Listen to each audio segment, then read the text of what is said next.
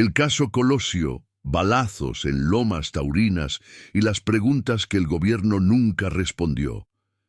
Esa noche del 23 de marzo de 1994, Rosa sintió que algo raro flotaba en el aire desde antes de que la noticia explotara en la televisión. Estaba de rodillas, tallando una mancha pegajosa en el piso de la cocina, en un departamento amplio de la colonia del Valle, en la Ciudad de México. La patrona había dejado la televisión encendida en la sala. Desde ahí llegaban voces emocionadas de comentaristas que hablaban de la campaña presidencial, de encuestas, de giras por todo el país. El nombre de Luis Donaldo Colosio sonaba una y otra vez, mezclado con palabras que a Rosa le parecían lejanas.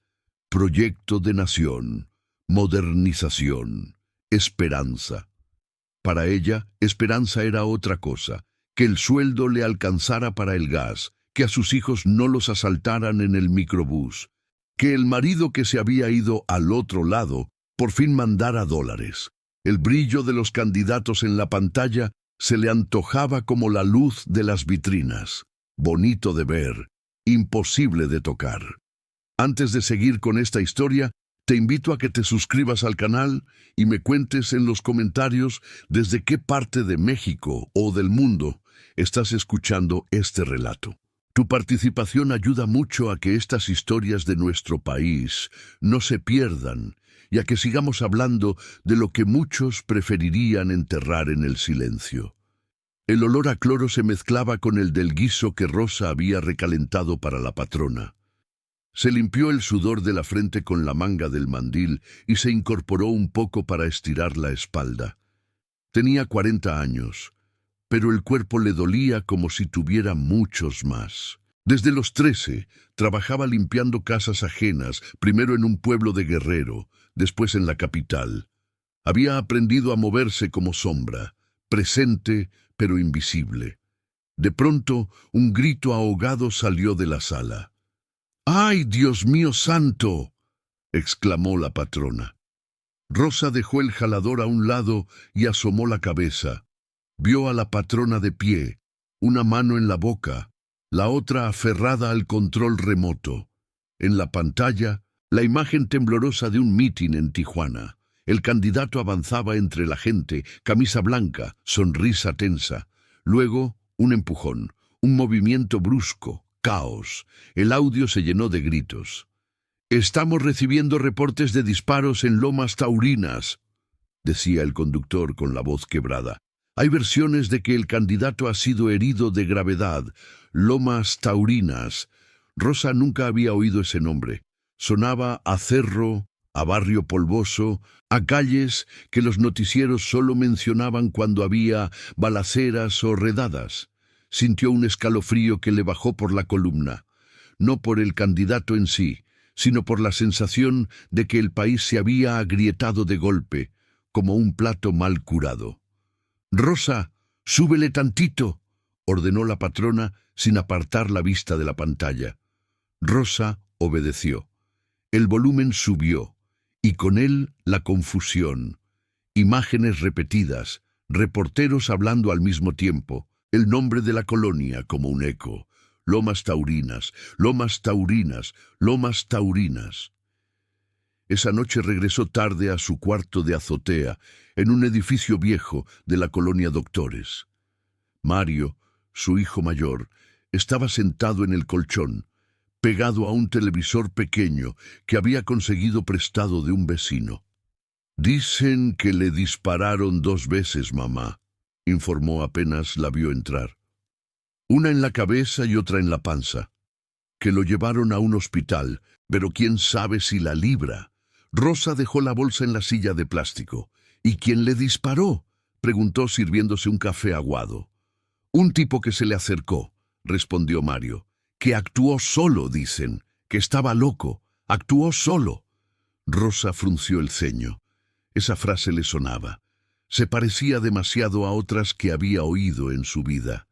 Fue un arranque. Se le botó la canica. No fue la institución, fue un individuo. esa manera cómoda de resumir tragedias que tenían más manos metidas. ¿Y dónde fue eso?, insistió. En una colonia que se llama Lomas Taurinas, repitió Mario. Allá en Tijuana. Mi maestro dice que es un barrio pobre, de cerro. Rosa se quedó mirando el vapor que salía de su taza. Pobre, de cerro. Allí donde casi nunca llegan las promesas, pero sí los eventos cuando toca hacer campaña. Pensó en todas las veces que había visto políticos sonreír en colonias humildes para las cámaras, rodeados de gente que nunca volvía a ver después. Esa semana, el país se volvió un coro de versiones. En la micro, en el mercado, en la cola de las tortillas, todo mundo comentaba el atentado. Había quien lloraba al candidato, quien se burlaba, quien se indignaba, quien se resignaba. Rosa escuchaba más de lo que hablaba. Guardaba frases, tonos, silencios. Don Chuy, el vecino electricista que trabajaba de vez en cuando en la frontera, aportaba lo suyo en el lavadero comunitario. Yo tengo compadres en Tijuana, decía mientras exprimía una playera. Dicen que ese mitin estaba raro desde antes, que cambiaron la ruta a última hora, que había más policías de lo normal, pero al mismo tiempo huecos en la seguridad, que dejaron entrar a gente que antes habrían revisado hasta los zapatos. Pero en la tele dicen que fue un loquito que se le acercó, respondía otra vecina, incrédula.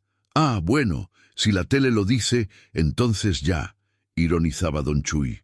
No, mijita, cuando un hombre así cae, no es nomás porque un tipo se despertó de malas. Hay manos que mueven cosas, pero esas manos nunca salen en la foto.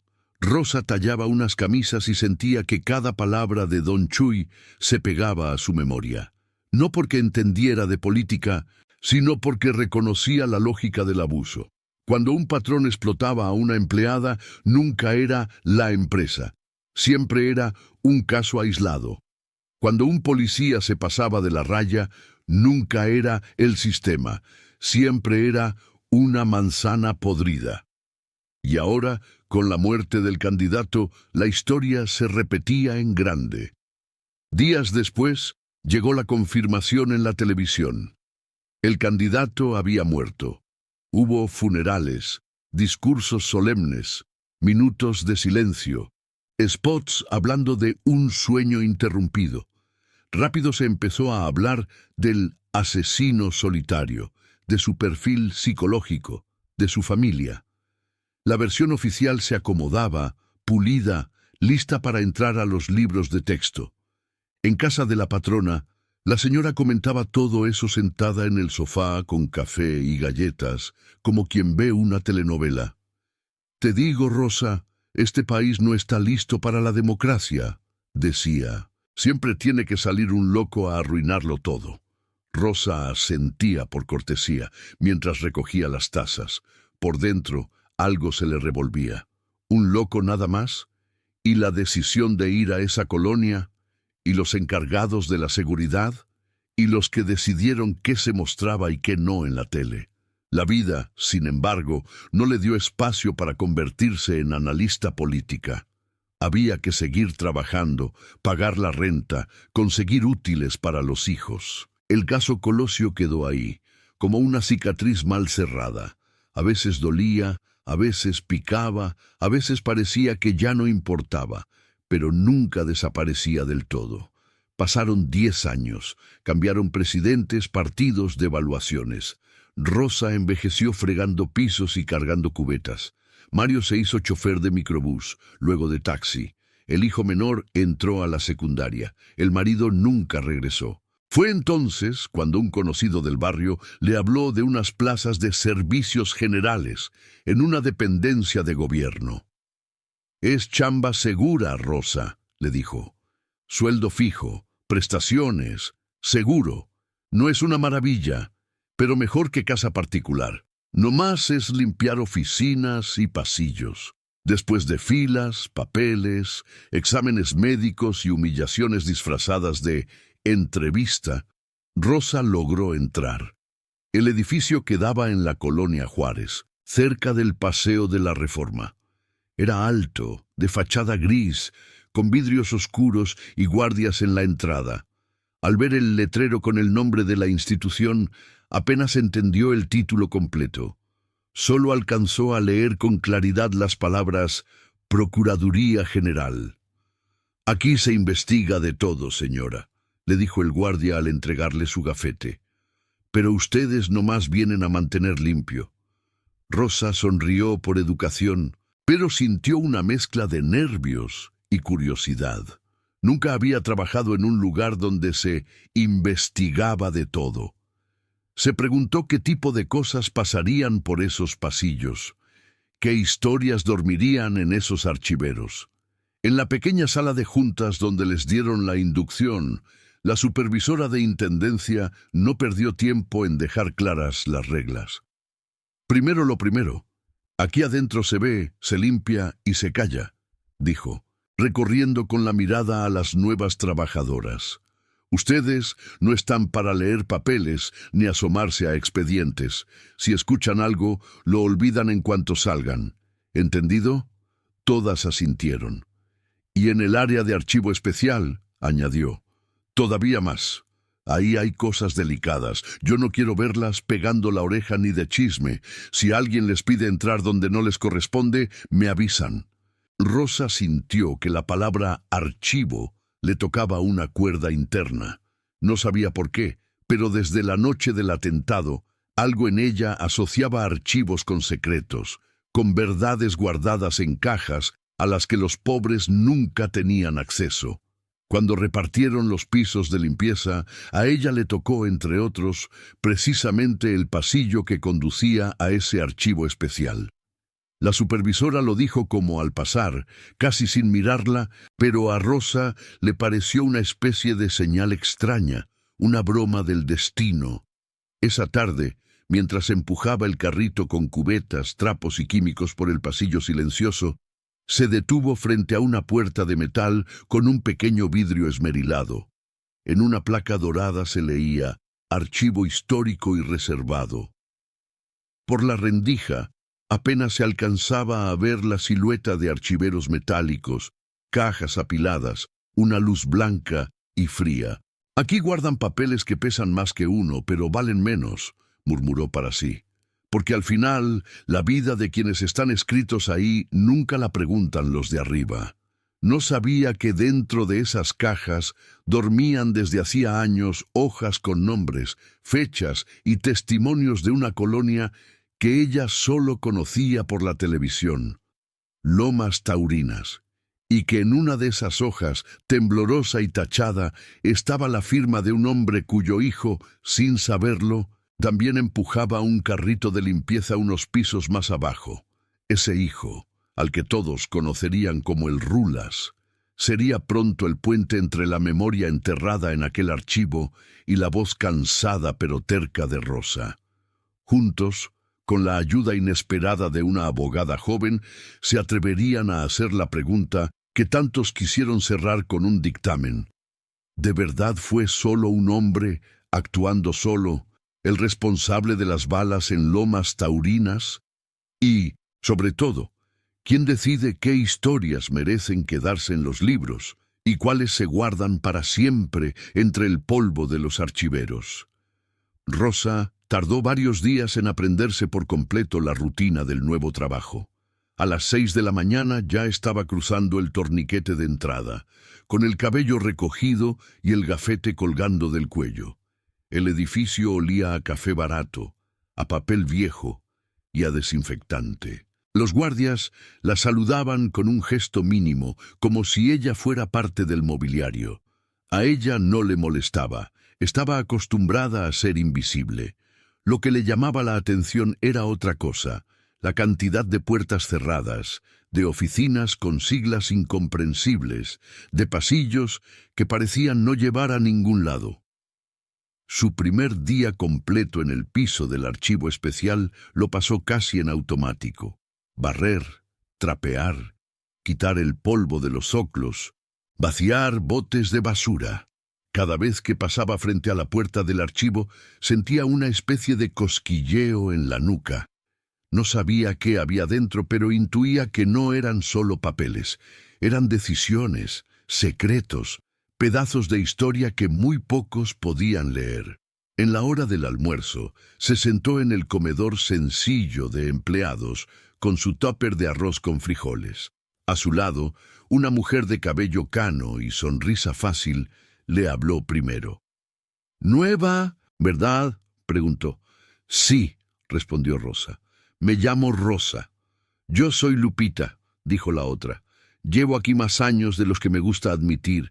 Bienvenida al monstruo». Rosa sonrió. «¿Tan feo es?». Lupita se encogió de hombros. «Como todo monstruo, tiene varias cabezas», explicó. «Hay gente buena, gente mala y gente que nomás quiere llegar a la quincena. Pero este lugar tiene algo especial. Aquí se guarda la basura que nadie quiere ver. No la que tú recoges», aclaró, «sino la de los papeles. Lo que no conviene que esté a la vista se archiva, y lo que es demasiado peligroso hasta para archivar se pierde». Rosa bajó la voz. «¿Y tú cómo sabes eso?». «Porque los años enseñan», respondió Lupita dando un sorbo a su café. «Y porque una ve cosas. Por ejemplo, cuando hay un escándalo en la tele, al día siguiente vienen cajas nuevas al archivo. Cuando un caso deja de sonar, también se mueven cajas, y tú, con el trapeador en la mano, ves quién entra y quién sale». En ese momento, un muchacho flaco, de piel morena y mirada cansada, entró al comedor con su charola. Llevaba el uniforme de servicios generales y los audífonos descansando en el cuello. Lupita lo saludó con la mano. «Ven, Rulas, siéntate aquí», lo llamó. Él se acercó, dejó la charola y quitó los audífonos. «Rosa, él es Raúl», lo presentó Lupita. «Pero todos le decimos el Rulas. Viene de Tijuana, de por allá por los cerros». Rosa le extendió la mano. «Mucho gusto». «Igualmente, doña», respondió él, apretando apenas. «¿Y de qué parte de Tijuana eres?», preguntó ella, como quien no quiere la cosa. Raúl dudó un segundo. «De una colonia que se llama Lomas Taurinas», dijo al fin. Las palabras cayeron sobre la mesa como una moneda pesada. Rosa sintió un zumbido en los oídos. Una imagen vieja, borrosa, volvió a la memoria. Un candidato en camilla, la patrona gritando frente a la televisión, la voz del noticiero repitiendo sin parar, «Lomas Taurinas». «Me acuerdo de esa noche», dijo Rosa casi en susurro. «Estaba limpiando en casa cuando dijeron que habían balaceado al licenciado ahí». Raúl bajó la mirada hacia su plato. «Yo tenía 11 años», dijo. «Mi papá fue al mitin, se fue con su camisa más bonita. Volvió horas después, con la ropa manchada de polvo y miedo. Desde entonces no le gusta hablar de eso. Dice que el caso ya está resuelto y que meterse en broncas con el gobierno no deja nada bueno». Lupita, que se había quedado en silencio, chasqueó la lengua. «Resuelto para ellos», comentó. «Para los de allá arriba, para los de abajo nunca está resuelto nada». Rosa miró a Raúl con otros ojos. Ya no veía solo a un compañero de trabajo, sino a alguien que cargaba en los hombros una parte de esa historia que ella había visto por televisión. Una historia que, según decían, ya estaba cerrada, pero que para muchos seguía abierta como herida. «¿Y cómo terminaste aquí, tan lejos?», se atrevió a preguntar. Raúl se encogió de hombros. «Allá cada vez que ponía Lomas Taurinas en la dirección del formulario, me veían raro», explicó. «Como si fuera sinónimo de problema. Mi papá me decía que buscara chamba donde nadie supiera de qué colonia era. Un pariente me habló de plazas acá en el DF, y pues, ya ve, aquí ando, limpiando el edificio donde guardan las cajas de ese mismo caso. Ironías de la vida». Rosa apretó el vaso de plástico entre las manos. «Ironic, pero no casual», pensó. En este país, los que cargan con los muertos siempre terminan también cargando las escobas. Los días se fueron asentando en una rutina. Rosa llegaba temprano, pasaba lista con Lupita y el equipo, recibía la asignación de pisos. Casi siempre le tocaba, entre otros, el del archivo. Pronto supo reconocer los horarios de la gente de traje, los días en que llegaban cajas nuevas, los momentos de tensión en los que los jefes caminaban más rápido y hablaban más bajo. Una mañana, mientras sacudía el polvo de los zoclos del pasillo, vio pasar a un hombre bajito, de lentes gruesos, cargando un montón de expedientes rumbo al archivo. Llevaba camisa arrugada, corbata floja y ojeras profundas. Se veía más cansado que importante. Al cruzarse con ella, le sonrió. «Con permiso, señora», dijo, acomodando los papeles para no tirarlos. «Pásele, joven», respondió Rosa haciéndose a un lado. Lupita apareció unos minutos después, empujando su propio carrito. «Ese es Tomás», le susurró a Rosa. «Vive aquí metido. Es de los que sabe dónde está cada papel y qué le duele a cada jefe, pero es de los buenos. No se cree mucho». Esa misma tarde, Rosa coincidió con Tomás en el comedor. Él hojeaba un expediente mientras comía lentamente su guisado. Rosa se sentó en la mesa de al lado, pero él fue quien inició la conversación. «Usted es de Intendencia Nueva, ¿verdad?», preguntó levantando la vista. «Sí», respondió ella. «Me llamo Rosa». «Tomás», se presentó. «Archivo histórico. O lo que queda de él». Rosa sonrió. «¿Y qué es lo que queda?». Tomás se recargó en la silla. «Lo que no ha sido reservado, perdido o traspapelado», dijo. «Y aún así, hay cosas que se resisten a ser enterradas. Documentos que vuelven a aparecer, solicitudes de información, periodistas tercos». Rosa dudó un momento antes de preguntar lo que llevaba días mordiéndole la lengua. «Aquí guardan cosas del caso Colosio», soltó, en voz baja. Los ojos de Tomás se agudizaron. «Guardamos cosas de muchos casos», respondió evasivo. «Pero sí, hay cajas de lomas taurinas, declaraciones, peritajes, oficios. Oficialmente todo está clarificado. Oficiosamente», hizo un gesto con la mano, «hay más preguntas que respuestas». «Eso mismo decía un vecino mío», murmuró Rosa, «que cuando un caso se cierra demasiado rápido es porque alguien tiene prisa». Tomás la miró, sorprendido de oír eso de una trabajadora de intendencia. «Usted entiende más que varios licenciados de aquí», comentó. «Muchos repiten lo que sale en los comunicados sin pensar. Pero los que han vivido golpes saben reconocer cuando te quieren vender un actuo solo empaquetado». Rosa dudó otra vez, luego se animó. «Yo estaba trabajando en una casa cuando mataron al licenciado», contó. «Me acuerdo clarito. La señora lloraba frente a la tele. Decía que se nos fue la esperanza. Yo pensaba, ni mía era. Pero cuando oí que había sido en una colonia de pobres, me dio coraje.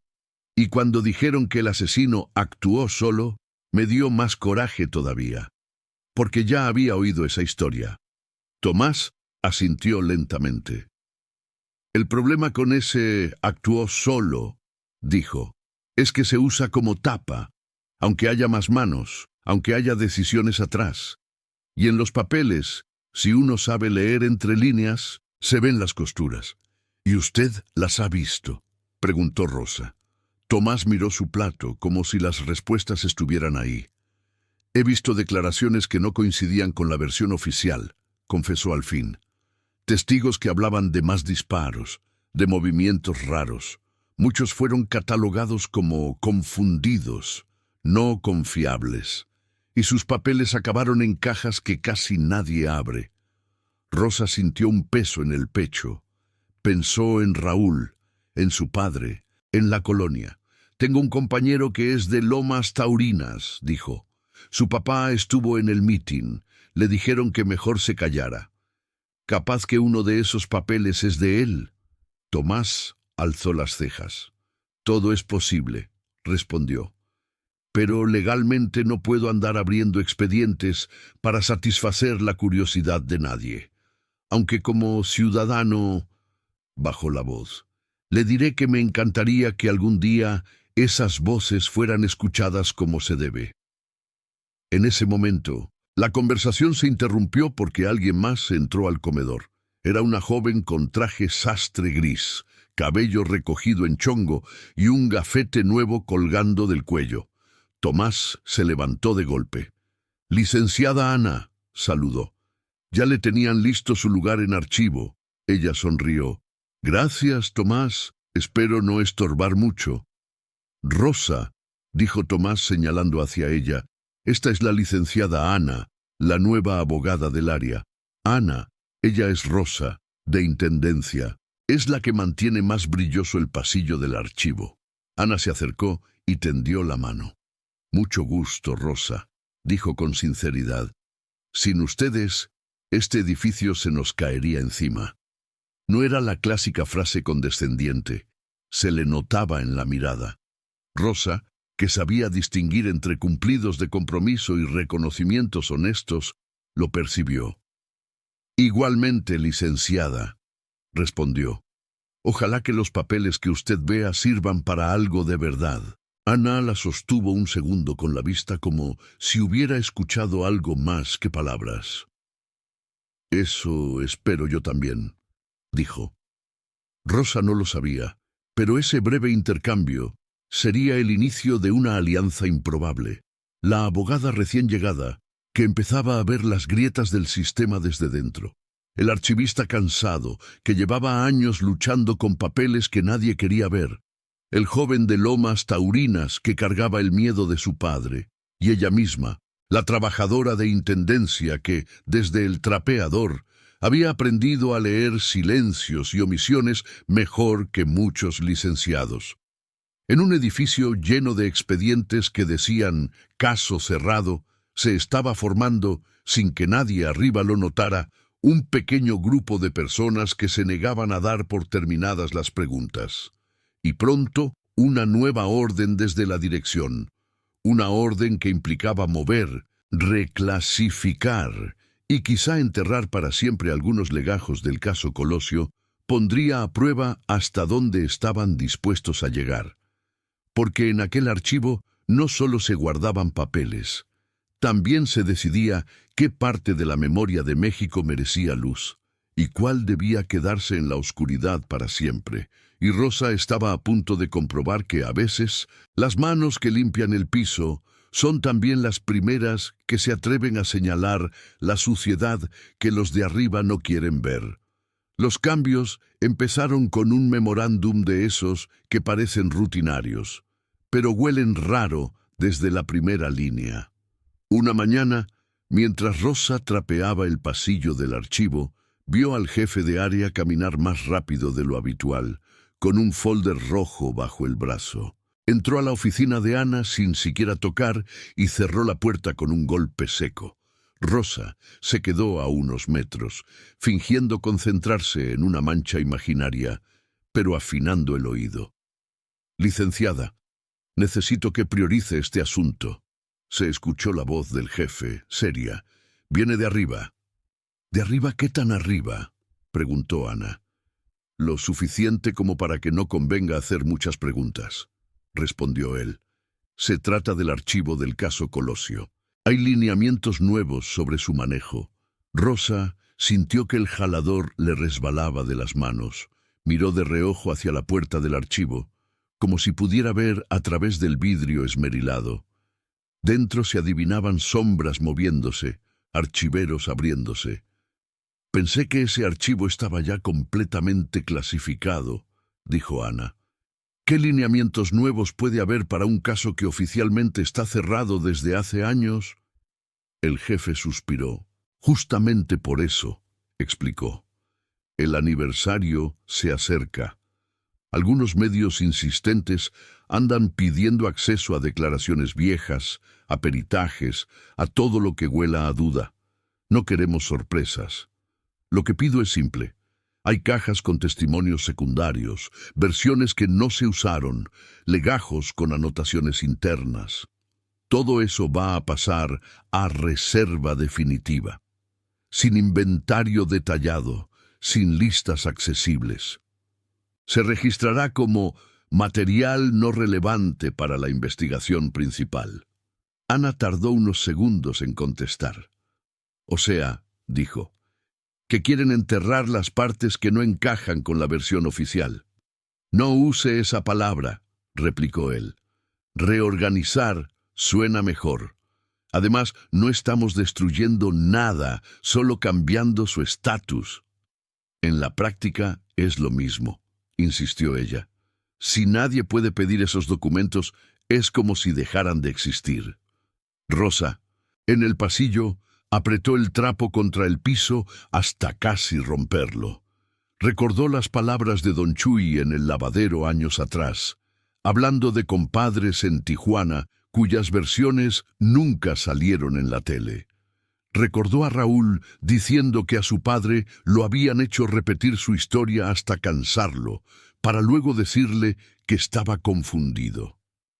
«Mire, licenciada», continuó el jefe, «yo sé que usted salió de la escuela con ganas de cambiar el mundo, pero hay cosas que ya no nos tocan.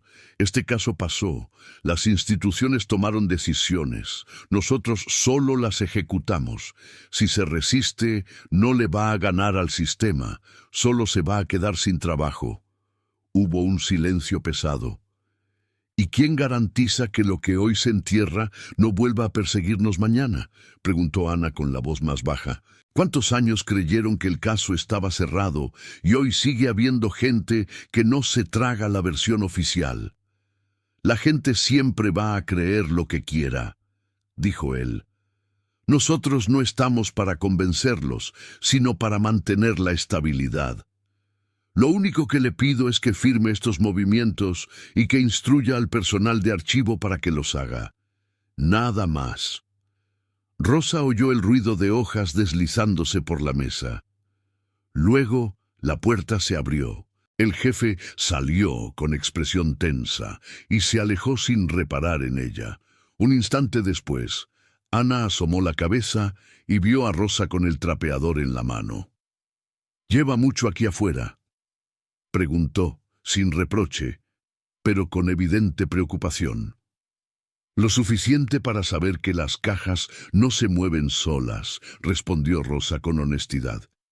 «Pero no se preocupe, licenciada, no voy a ir a chismear a ningún lado». Ana la miró unos segundos, como valorando algo. «¿Tiene un minuto?», preguntó de pronto. «Le invito un café». En el comedor, Ana dejó sobre la mesa el folder rojo, cerrado. «A veces siento que este edificio me traga», confesó.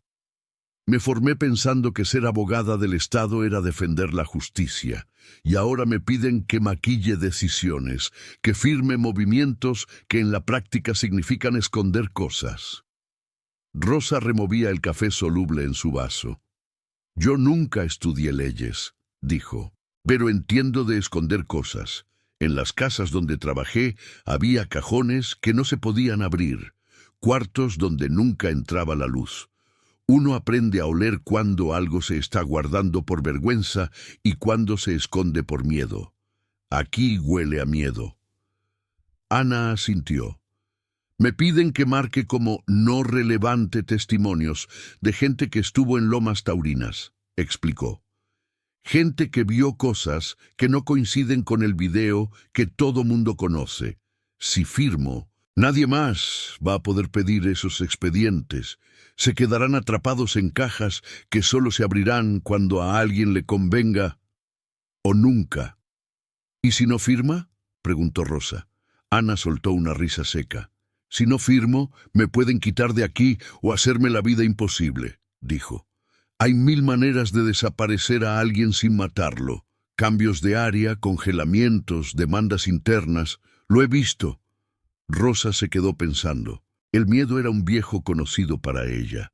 Lo había sentido frente a maridos borrachos, patrones abusivos, policías con mala fama. Y sabía algo. El miedo se volvía más fuerte cuando una sentía que estaba sola. «Mire, licenciada», dijo. Yo no puedo decirle qué hacer con esos papeles, porque no es mi terreno. Pero sí sé que las historias de la gente de abajo casi nunca llegan a escribirse. Si encima de eso los que sí las escribieron las quieren meter en una caja sin nombre, entonces ya nos quedamos sin nada. Si usted decide no tragarse todo, no va a estar sola. Ana arqueó una ceja. ¿No va a estar sola?, repitió. ¿Quién estaría conmigo? Los que limpiamos los pasillos, respondió Rosa. Los que ven entrar y salir cajas. Los que escuchan lo que se habla cuando creen que no hay nadie. Los que ya estamos acostumbrados a que nos amenacen con corrernos si abrimos la boca. Y aún así, a veces abrimos. Ana guardó silencio unos segundos, estudiando el rostro de Rosa. Usted habla como alguien que ya se cansó, dijo al fin. Me cansé desde el 94, contestó Rosa. Cuando me dijeron que un loco había cambiado el destino de un país con 2 balazos y que todo estaba aclarado. Me cansé cuando vi a mi vecino Don Chuy llorar de rabia, porque sus compadres en Tijuana habían dado su testimonio y nadie les creyó. Me canso cada vez que alguien dice, actuó solo, como si eso resolviera algo. Claro que estoy cansada. Ana sonrió con tristeza. Hay días en que siento que debería haberme ido a un despacho privado, a escribir contratos de empresas, en vez de meterme en esto, admitió. Pero si todos los que tenemos dudas nos vamos, ¿quién queda adentro para incomodar un poco? Las señoras de intendencia, respondió Rosa medio en broma, medio en serio. Ambas se rieron, descargando un poco la tensión. Esa misma tarde, en el pasillo del archivo, Rosa buscó a Raúl. Lo encontró limpiando los vidrios de una sala de juntas vacía.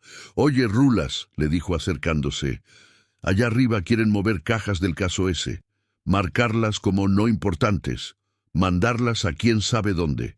Raúl dejó el trapo alarmado. «¿Qué, las van a tirar?», preguntó. «No sé», respondió Rosa, «pero quieren esconderlas más. Y la licenciada nueva no está muy de acuerdo».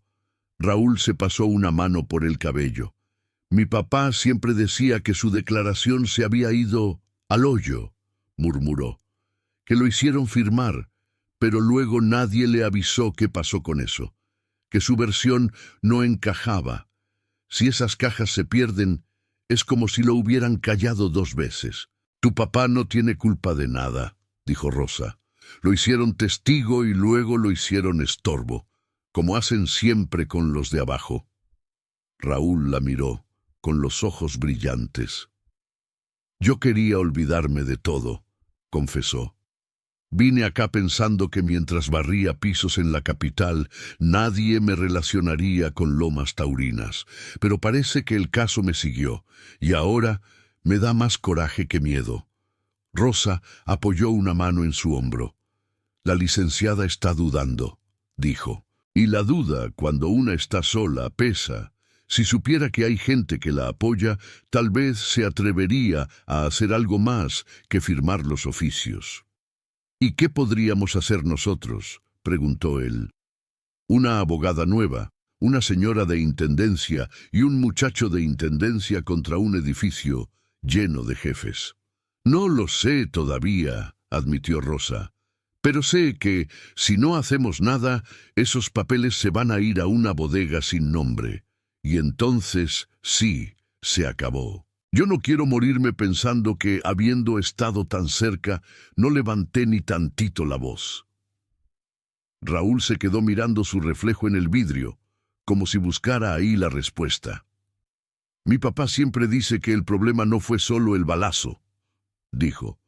«Fue todo lo que vino después, las vueltas a declarar, las miradas, las insinuaciones de que estaba inventando cosas, los silencios, que ese fue el verdadero daño.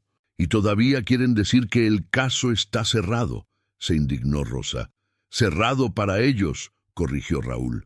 «Para nosotros, no». En ese momento, Tomás apareció cargando una caja de tamaño mediano, con una etiqueta blanca, en la que Rosa alcanzó a leer, de reojo: «Lomas Taurinas, testigos varios». ¿Todo bien por aquí?, preguntó el archivista como si nada. Rosa y Raúl se miraron, luego se volvieron hacia él. «Tomás», dijo Rosa tomando aire, «si le dijera que hay gente que no quiere que esas cajas se vayan al hoyo, ¿usted qué diría?». Tomás los examinó con atención, primero a ella, luego a Raúl. No vio en sus rostros chisme barato, sino preocupación auténtica. «Diría que ya era hora de que alguien más se preocupara», respondió bajando la voz, «porque yo llevo años viendo cómo mueven estos papeles como si fueran cajas de zapatos, y uno solo, desde dentro, no puede hacer mucho. Pero si somos varios...». Dejó la caja en el suelo y apoyó ambas manos sobre la tapa. «Legalmente, no puedo fotocopiar expedientes a lo loco», aclaró. «Pero sí puedo leerlos con más atención, hacer notas, encontrar patrones. Si ustedes tienen historias de afuera, de la colonia, de las familias, de lo que se habló cuando las cámaras se apagaron, podríamos juntar las piezas. ¿Y si luego encontramos a alguien que de verdad sepa qué hacer con eso?». Rosa sonrió por primera vez ese día. «Ya somos 4», contó en voz baja. «Usted, la licenciada, el Rulas y yo». Tomás ladeó la cabeza. «4 contra un monstruo», dijo. «No está tan mal. He visto causas empezar con menos». Rosa miró la etiqueta de la caja una vez más. «Testigos varios», pensó en la palabra. «Varios.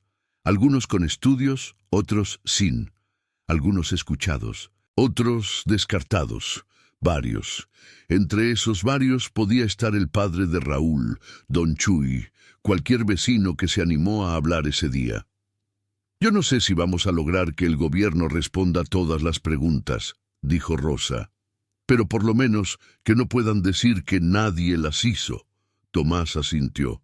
«La historia oficial siempre va a intentar cerrarse a su conveniencia», comentó. «Lo que podemos hacer es abrir grietas, y a veces una grieta basta para que se caiga la fachada». Mientras volvía a empujar el trapeador pasillo abajo, Rosa sintió que algo cambiaba en su relación con ese edificio. Ya no era solo el lugar donde trapeaba pisos y vaciaba botes. Era el escenario de una batalla silenciosa entre la memoria y el olvido. Y esta vez, a diferencia de 1994, ella no iba a quedarse mirando la pantalla desde la cocina. Estaba dentro del cuadro, aunque nadie arriba se hubiera dado cuenta todavía. En los días siguientes se acercaba una junta clave en la que la dirección formalizaría la reorganización del archivo Colosio. Ana tendría que decidir si firmaba o no la nueva clasificación. Tomás tendría que ver qué podía rescatar sin meterse en un problema legal grave. Raúl tendría que enfrentar, por primera vez, la posibilidad de que la declaración de su padre estuviera ahí, tachada, en alguna de esas cajas. Y Rosa tendría que elegir entre seguir siendo la mujer que limpia y calla, o convertirse en la mujer que, por primera vez, se atreve a levantar la voz en un edificio construido, precisamente, para que los de abajo nunca hablaran demasiado. En la reunión de los jueves, el ambiente olía más a nervios que a café. Ana entró a la sala con la carpeta roja bajo el brazo. Tomás llevaba una libreta pequeña escondida en el bolsillo de la camisa, y Rosa y Raúl, desde el pasillo, hacían como que limpiaban, mientras en realidad escuchaban el murmullo de las voces a través de la puerta entreabierta. «Como saben», dijo el director del área acomodándose los lentes, «la instrucción es clara. Debemos concluir la reorganización del archivo relacionado con el caso Colosio antes del aniversario. No queremos sobresaltos mediáticos. Los expedientes principales permanecen donde están.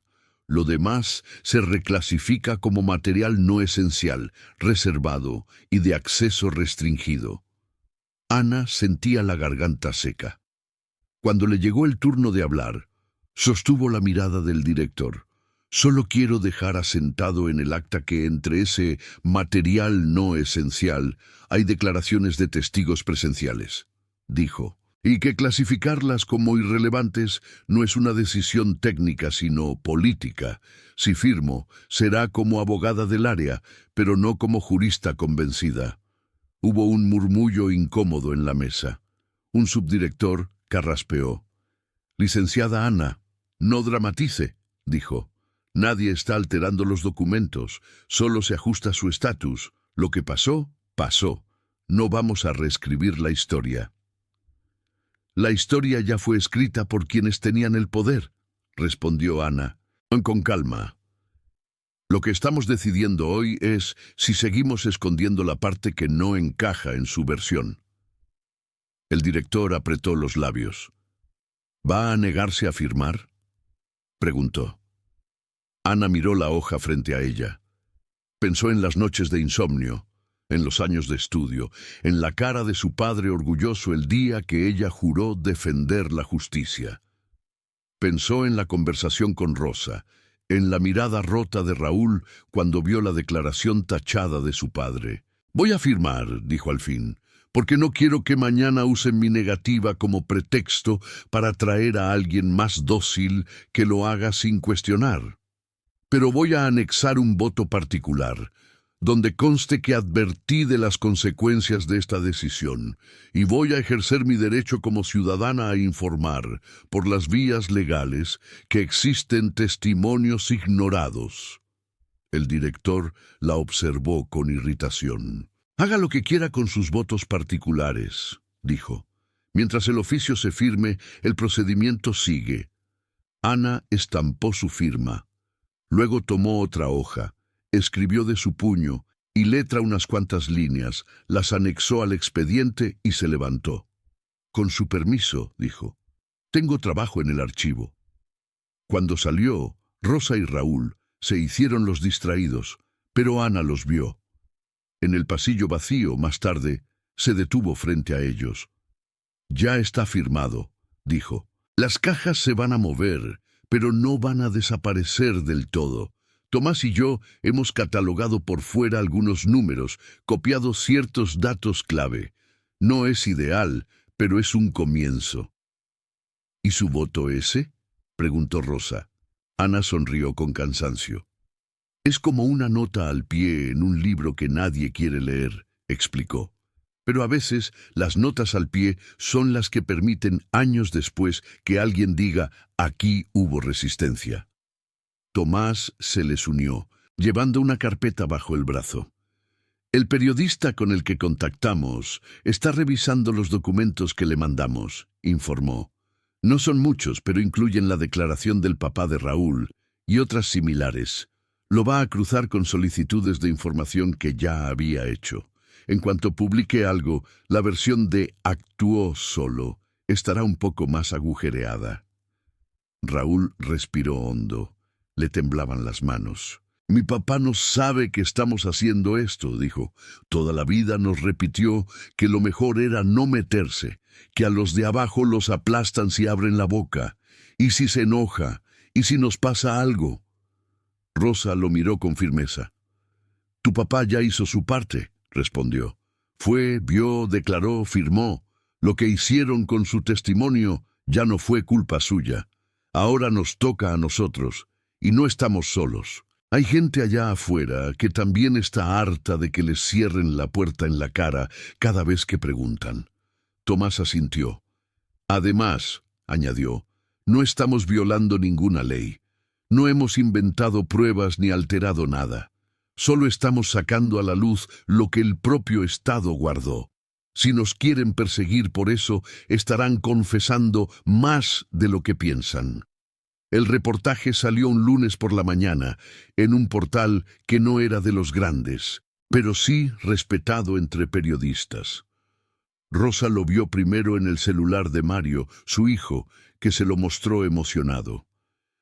«Mira, mamá», dijo, «aquí hablan de testigos de Lomas Taurinas, de papeles que querían enterrar, y hay una parte que parece tu historia, sin decir tu nombre. El titular decía... Voces enterradas del caso Colosio, documentos reservados contradicen la versión del asesino solitario. El texto mencionaba declaraciones desechadas, anotaciones al margen, procedimientos de reclasificación recientes. Hablaba de un testigo de apellido G, cuya versión había sido considerada confusa solo porque no encajaba con el video oficial, y mencionaba de manera anónima a trabajadores de limpieza y archivo que se habían negado a seguir siendo cómplices pasivos del silencio.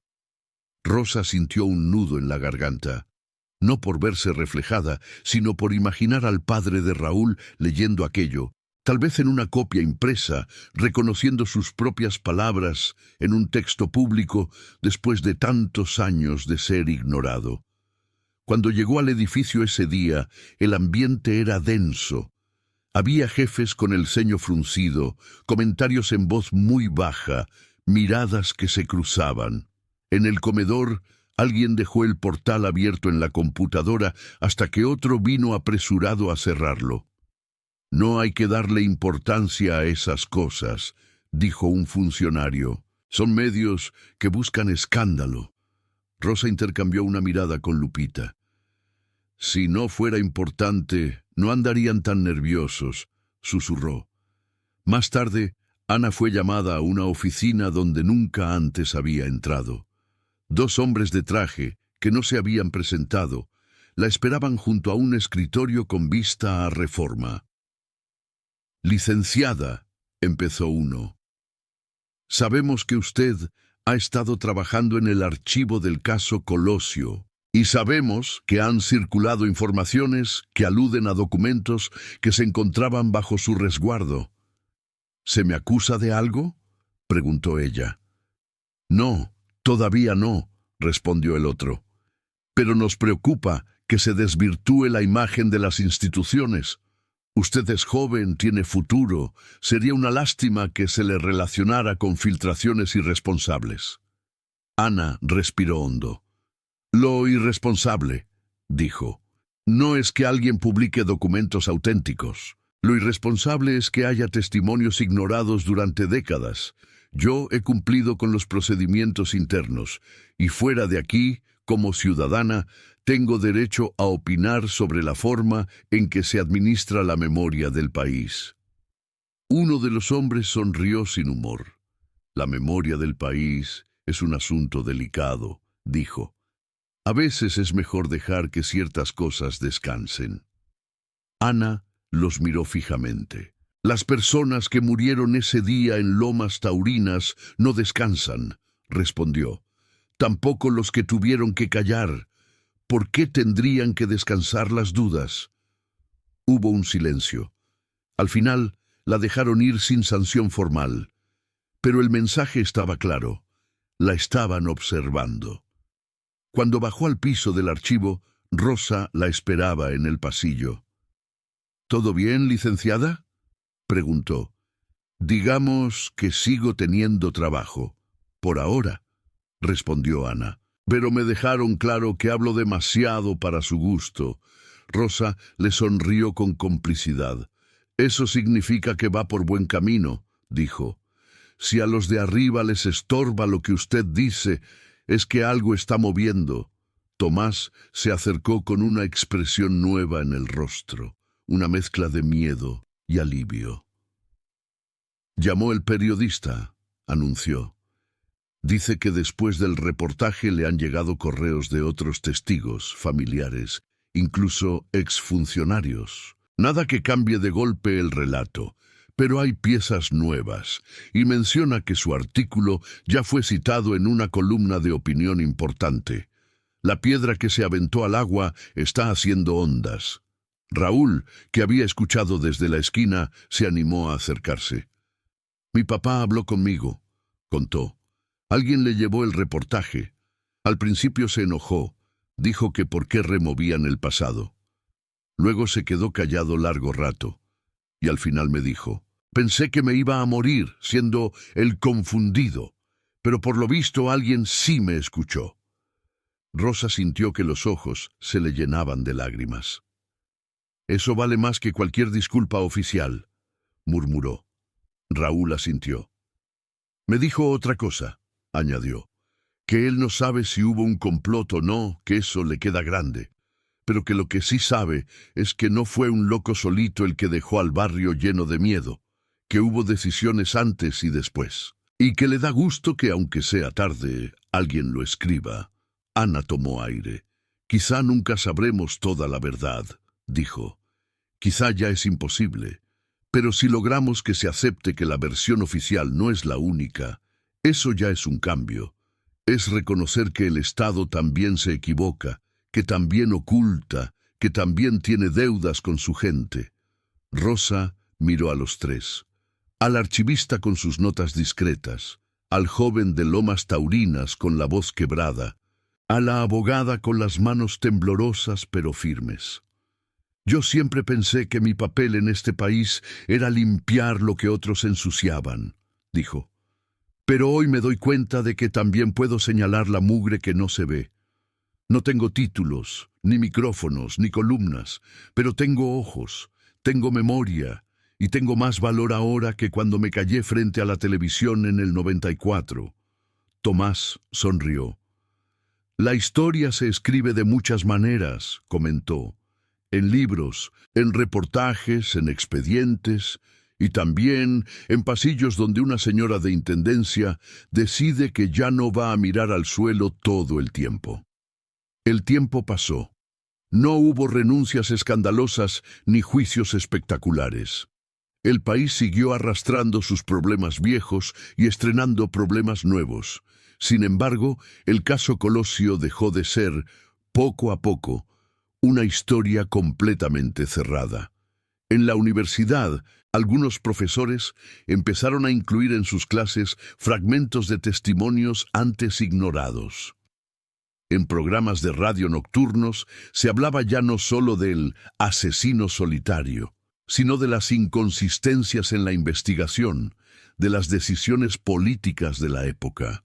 Rosa escuchaba, a veces, esos programas mientras lavaba trastes en su cuarto de azotea. Sonreía cuando algún locutor mencionaba la importancia de los trabajadores invisibles que habían cuidado archivos, que habían dado pistas, que habían evitado que ciertos documentos se perdieran por accidente.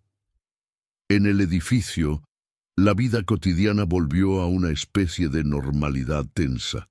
La supervisora de intendencia seguía recordando que se ve, se limpia y se calla, pero ahora lo hacía sin la misma autoridad moral. Varias de las trabajadoras ya sabían que, a pesar de las amenazas, había cosas que valía la pena decir.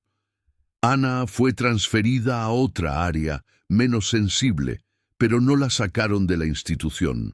Tomás siguió siendo el guardián silencioso de papeles incómodos, ahora con la certeza de que allá afuera había ojos dispuestos a leerlos. Raúl consiguió, con el tiempo, terminar su preparatoria abierta y entrar a estudiar historia en una universidad pública. Un día, años después, invitaron a Raúl a dar una charla en una facultad. El título del conversatorio era provocador. Los de abajo también cuentan, Memoria Popular del caso Colosio. Rosa se sentó en la primera fila, vestida con su mejor blusa, las manos entrelazadas para que no se notara que le sudaban. Raúl habló de su infancia en Lomas Taurinas, de la noche del mitin, del silencio de su padre, del miedo de la colonia. Luego contó cómo había llegado a la Ciudad de México a barrer pisos en un edificio donde se guardaban los papeles del caso. Habló de Rosa sin decir su nombre completo, de una abogada valiente, de un archivista terco. Habló del reportaje, de las reacciones, de las preguntas que seguían sin respuesta. «Yo no vengo a decirles quién mató a Colosio», terminó. «No lo sé. Lo que sí sé es que la historia que nos contaron no estaba completa, y que durante años los que nos atrevíamos a decir algo no cuadra, éramos tratados como locos o paranoicos. Hoy sé que no estábamos locos. Estábamos mal informados a propósito. Y mientras haya gente dispuesta a revisar, a preguntar, a escuchar a los que antes ignoraron, el caso no estará muerto del todo. Tal vez eso no consuele, pero por lo menos hace justicia a quienes han cargado estas dudas por décadas. El auditorio estalló en aplausos. Rosa aplaudió hasta que le dolieron las manos. Cuando terminó la charla, algunos estudiantes se acercaron a Raúl a hacer preguntas. Otros, tímidos, se acercaron a Rosa. ¿Usted es la señora que trabajaba en el edificio?, preguntó una chica con respeto. Una de tantas, respondió Rosa. Hay muchas como yo. Yo solo tuve la suerte de estar en el lugar preciso cuando la gente correcta se cansó de callar. La chica sonrió. Gracias, dijo. A veces en la escuela nos enseñan la historia como si fuera cosa de presidentes y generales. Hace falta escuchar más historias como la suya. De regreso a casa, en el microbús atestado, Rosa iba pegada a la ventana, viendo pasar la ciudad. Pensó en todo lo que había cambiado desde aquella noche del 23 de marzo de 1994. En cómo había pasado de ser la muchacha que apenas se atrevía a subir el volumen de la tele a la mujer que ayudó a abrir, aunque fuera un poco, las cajas donde querían enterrar preguntas. En su cuarto, antes de dormir, sacó de un cajón el cuaderno viejo donde, años atrás, había dictado a Mario su versión de la historia. Lo hojeó despacio. Muchas cosas de las que ahí había escrito ahora estaban impresas en un reportaje, citadas en un libro, repetidas en una clase. Tomó una pluma y añadió una última línea al final de la última página. Aprendí que, en México, los casos no se cierran cuando el gobierno dice que ya acabó, sino cuando los de abajo dejan de preguntar. Y yo, Rosa, trabajadora de limpieza, me prometo no dejar de preguntar nunca más. Cerró el cuaderno, apagó la luz y se acostó. Afuera, la ciudad seguía ruidosa, llena de injusticias, de olvidos, de nuevas heridas. Pero ella ya no se sentía tan pequeña frente a todo eso. Sabía que su voz, unida a la de otros, era capaz de abrir grietas en los muros más gruesos, y mientras hubiera alguien en Lomas Taurinas, en la Doctores, en cualquier rincón del país, dispuesto a decir «no me cuadra, yo vi otra cosa, quiero que me expliquen», las balas de aquel 23 de marzo seguirían de algún modo resonando, no como amenaza, sino como recordatorio de que el silencio nunca puede ser la última palabra. Porque, aunque el gobierno nunca haya respondido todas las preguntas del caso Colosio, hubo una mujer humilde que se negó a aceptar ese silencio como destino. Y gracias a ella, y a otros como ella, en los pasillos de un archivo gris quedó grabado para siempre un mensaje incómodo. Aquí los de abajo también cuentan, y ya no se van a callar.